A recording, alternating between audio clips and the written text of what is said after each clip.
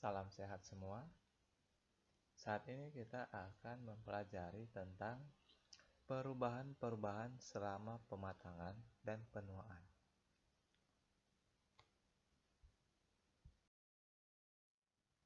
Jadi, buah akan mengalami 3 fase. Yang pertama belum matang, yang kedua hampir matang, dan yang terakhir adalah matang. Nah, ketiga fase ini akan menyebabkan perubahan fisik dan kimia dari bahan pangan tersebut. Nah, itu yang akan kita pelajari saat ini. Di sini kita bisa lihat tahapan pematangan tomat dari USDA. Di sini dari tomat yang stage pertama adalah berwarna green, kemudian stage kedua breaker, kemudian mengalami turning pada stage yang ketiga yang sudah ada perubahan warna dari hijau ke kemerahan, kemudian stage keempat dia sudah warna pink, kemudian stage 5 light red sudah sedikit berwarna muncul merah, dan yang stage terakhir adalah dia sudah berwarna merah total. Jadi komponen bahan pangan yang pernah kita pelajari di biokimia itu mengandung senyawa-senyawa makromolekul maupun mikromolekul.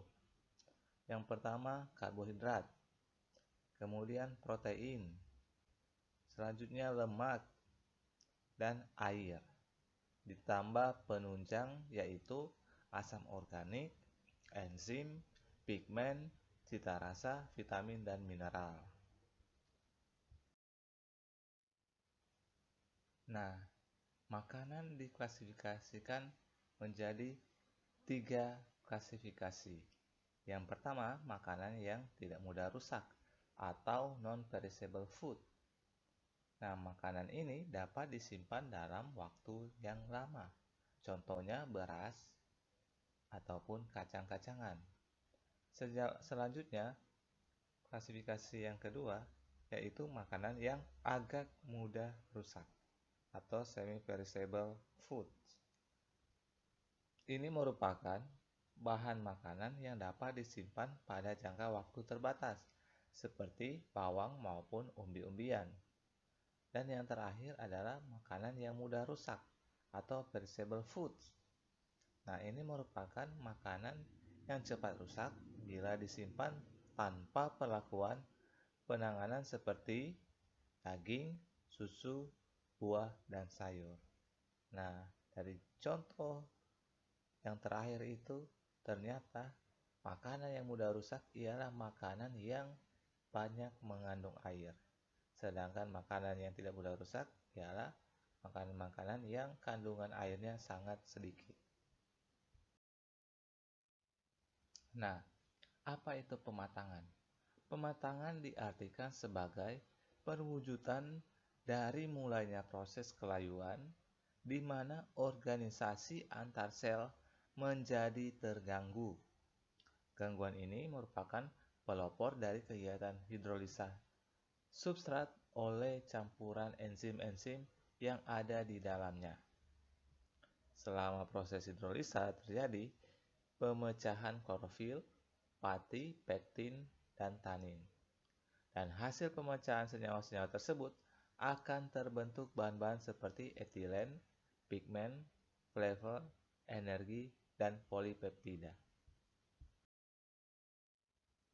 Pada saat pematangan dan pada saat menuju pada proses pembusukan atau kemunduran, bahan pangan akan mengalami yang pertama degradasi dan yang kedua sintesis.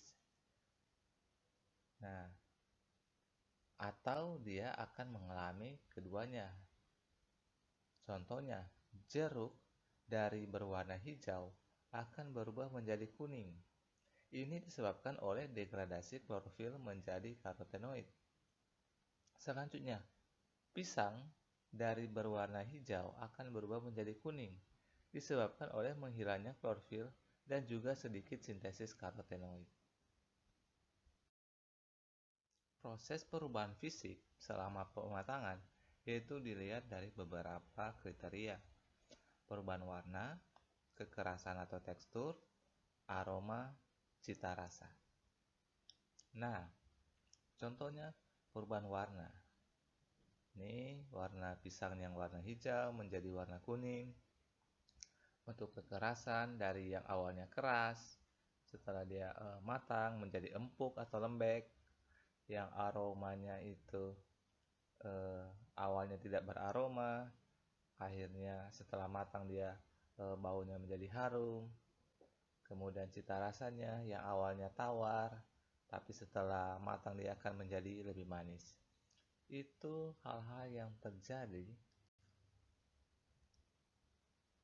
saat proses pematangan.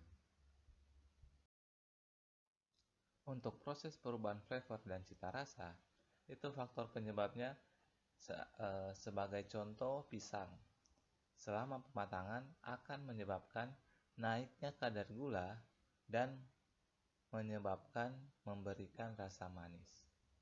Jadi kan kita bisa tahu pisang yang belum masak, belum matang itu rasanya tidak manis, tapi setelah matang dia akan berubah menjadi manis karena selama pematangan terjadi peningkatan kadar gula. Bagaimana dengan mangga? Nah, proses pematangan mangga dia itu terjadi penurunan kadar asam organik dan senyawa fenolik. Nah, saat terjadi penurunan kadar asam organik dan senyawa fenolik, untuk mangga yang mentah belum matang, dia itu asam karena ada asam organik. Nah, setelah dia menuju matang, terjadi penurunan kadar asam organik. Kalau dia terjadi penurunan asam organik, berarti saat mangga itu matang, dia tidak terlalu asam atau tidak terlalu sepat. Selanjutnya, faktor penyebab perubahan flavor dan cita rasa pada durian. Nah, durian ini faktor penyebabnya ialah kenaikan produksi zat-zat volatil untuk memberikan flavor karakteristik buah. Untuk durian yang belum matang, dia tidak berbau, tapi setelah matang, baunya minta ampun. Ada yang suka, ada yang tidak suka. Setelah panen, bahan pangan masih melakukan proses hidup karena termasuk dalam jenis makhluk hidup yang memproduksi makanannya sendiri. Bahan pangan yang dipisahkan dari sumber penghasil makanan, yaitu dari tanah dan matahari, serta dari jaringan-jaringan yang membantu dalam proses aktivitas hidup, masih terus berusaha melakukan aktivitas hidup, walaupun tanpa ada makanan.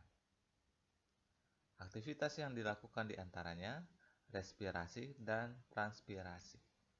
Pada proses ini, tidak ada makanan yang dapat mengisi kekosongan, sehingga bahan pangan akan mengalami kemunduran.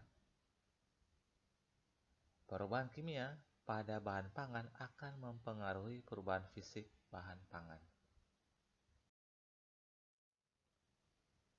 Perubahan fisik akibat perubahan kimia pada hasil panen.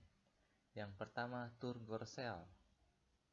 Nah, tekanan turgor selalu berubah karena komposisi dinding sel, selulosa, hemiselulosa, zat pektin, dan lignin juga mengalami perubahan. Hal ini akan mempengaruhi kekerasan bahan pangan.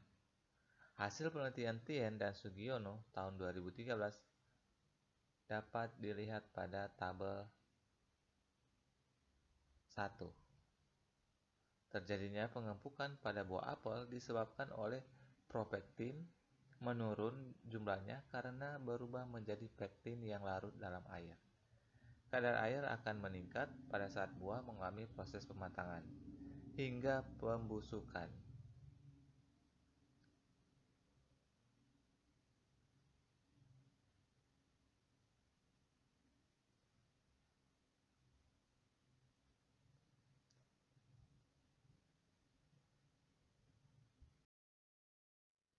Nah, bagaimana kita mengukur perubahan kekerasan atau tekstur pada buah? Maka untuk mengukur kekerasan atau tekstur pada buah, itu ada alat yang bernama penetrometer. Dia akan menunjukkan nilai kekerasan dari bahan yang kita ukur. Misalnya mangga sebagai contoh. Oke, kita punya tugas. Tugas ini kalian berikan kesimpulan berdasarkan angka-angka yang muncul. Itu dari kekerasan, persen berat selulosa, hemiselulosa, propektin. Dari satu buah yang disimpan pada suhu 30 derajat Fahrenheit selama 4 bulan. Pakai kata-kata sendiri.